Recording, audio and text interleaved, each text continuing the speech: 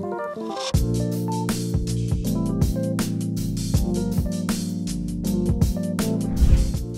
there everyone, welcome to my Edutainment series. It is Edutainment because we're going to be educating each other, but it's going to be entertaining. So this is a platform that I want to have for discussions around career development, personal growth, and the journeys that we will all be taking to becoming the girls and guys of our dreams. So I will be using this platform to share my journey, but I'll also be inviting guests to discuss their different career paths. And it's going to be people from different walks of life that can share insights about things that I may not be able to fully speak on. And it's just going to be such an amazing journey. I love this so much. It is my baby. It's actually the reason why I even created this whole YouTube channel. So I'm super, super excited. Today is an introductory video. I'm going to tell you guys a bit of my academic and career journey so far. It's relatively young. So one day when I'm rich and successful, you mustn't wonder how this girl did it. This is going to be a platform where you can actually reflect back on my journey, and I would also love to reflect back on where I started and where I end up one day, because, you know, we're going far.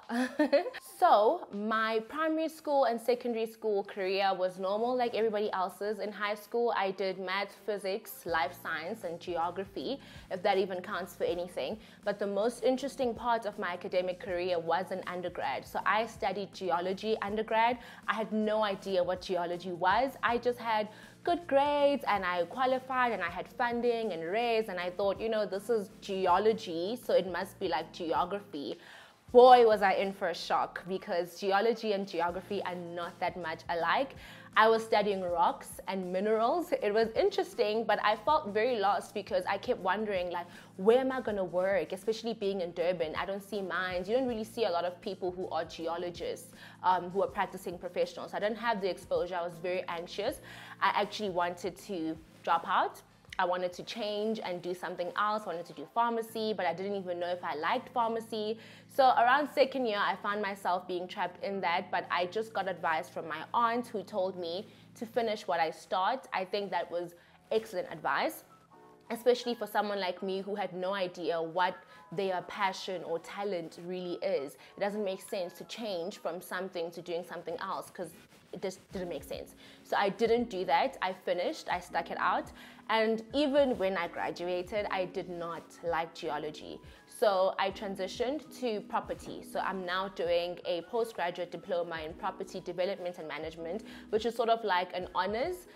Instead of doing an honors in geology, I'm transitioning now to property, which I absolutely love. I'm studying through VITS, and I actually wrote my last exam today, and hopefully graduating next year, definitely graduating next year. Super excited about that. And when it comes to my working career, I basically started working in retail, but this was an experimental thing that I did the year that I turned 18, and I was like, oh, I need to build up my CV, let me do something. So if you're in that age of turning 18 or 17, retail is basically the best place to start, because you don't need any kind of experience, and it can be a fun experience to actually be in. Following which, I used to also do promotions, I used to do hostessing just to get an extra buck, which was always exciting and fun. You know, growing up, you get to go places and meet people, and it was just amazing, and I earned good money, decent money doing that. And then I relocated to do my postgrad to Johannesburg. And I did tell you guys in my previous video about how difficult that transition was, especially socially, because I didn't really have friends. And with COVID, it was actually such a struggle to even make friends. So that's when I decided to start applying for internships or jobs of sorts. And I did this via LinkedIn, I did it via Indeed, and just random Career 24 searches of anything that didn't require too much of me. And I actually did get called back, by 2 companies. I went for the first interview and I got hired. I was late for that interview. Don't be late for any interviews. I just had struggles with transport that day, and of course, not knowing Johannesburg, that is not out of the ordinary. I was able to explain my way out of that situation, but you might not be that lucky, so just be on time, right? And so when I got there, all the managers were there, and I actually got scouted by the sales manager, who liked the way that I had spoken and the way I was articulating myself. So I earned that job, I got it, and I started working at that company. It was a great experience. It actually really helped me, even with my feelings of socially not belonging, because when you work, you make friends, you have colleagues, and it's not so lonely. So that was amazing. Although this was not an internship in something that I had been studying at all, it was in utilities management. I guess it helps that I know something about utilities management, obviously because I'm in property, but it wasn't necessarily something that was directly in my career path. Then the accident happened, as you know from my previous video again. So after that, I just couldn't stay in work. I wanted to go home, so that's what I did. I just went home, took a break, and came back for school again this year. So this year, I had a very clear goal. My goal was to get an internship that is directly in my field of study, so I could get exposure and experience in property, which is what I'm studying. And it happened sooner than I had anticipated. I thought I could only do it probably at the end of the year, but I found a post to apply for, which was a graduate internship. I applied, I got called in for an interview, and boy, did I prepare.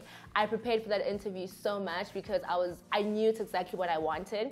I spoke to my lecturers, I spoke to friends, people in the industry that I knew, just to get advice on how could I best prepare myself for this interview. And I think that is what helped me the most in actually standing out and getting the job, because I was so well prepared for my interview. And I got the job. That is currently what I'm doing now. So I'm completing my studies, and I'm also doing my internship in property. I'm a property intern. That is just, thank God for that. And next year, I'm probably going to continue studying. I intend on continuing working. I don't know how I'm going to juggle a full-time master's and a full-time job, hopefully, but we will see. And on this platform, you guys will be able to actually witness that and see all the challenges that I go through and how I work through them. In terms of what I've told you guys so far, I'm just going to throw in 3 pieces of advice for anybody who's in the process of trying to get an internship.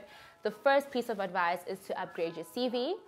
When I started wanting to job hunt, this was now from the first internship, I had such a basic CV. It literally said, name this, whatever. That's so ancient. We need to rise as the youth. We are educated. We are modern. You want your CV to actually be a good representation of who you are.